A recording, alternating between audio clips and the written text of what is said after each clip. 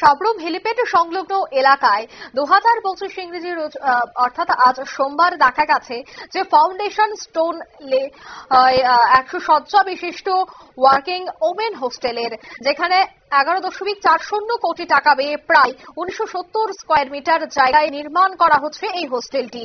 দপ্তরের পক্ষ থেকে 710 দিনের মধ্যে এই কাজ সম্পন্ন করার জন্য নির্ধারিত সময় ধরে দেওয়া হয় ঠিকাদারদের দিকে। এই হোস্টেলের মধ্যে রয়েছে একটি 3 তলা বিল্ডিং, যোগা জিম এবং খেলার জন্য ইনডোর হল।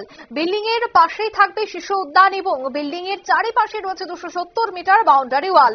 সাতসাদ আরডি ডিভিশনের তত্ত্বাবধানে সম্পন্ন হবে উক্ত কাজটি।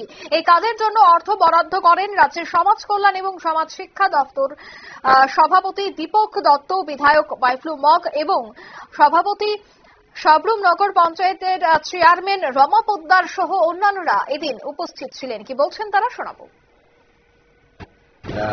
আগরতলা থেকে হচ্ছে আমাদের দক্ষিণ জেলায় দুটো জায়গাতে আমরা ভার্চুয়ালি যে ভিত্তিপ্রস্তর স্থাপন হচ্ছে আমরা অনুষ্ঠানের আয়োজন করেছি। এটা হলো সাবরুমের হেলিপ্যাডের পাশে ওয়ার্কিং হোস্টেল ওমেন এবং একটা বিলোনিয়াতে।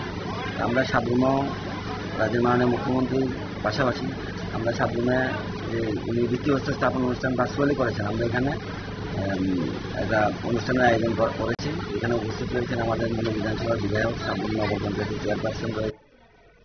আপনারা শুনলেন এদের এই বক্তব্য।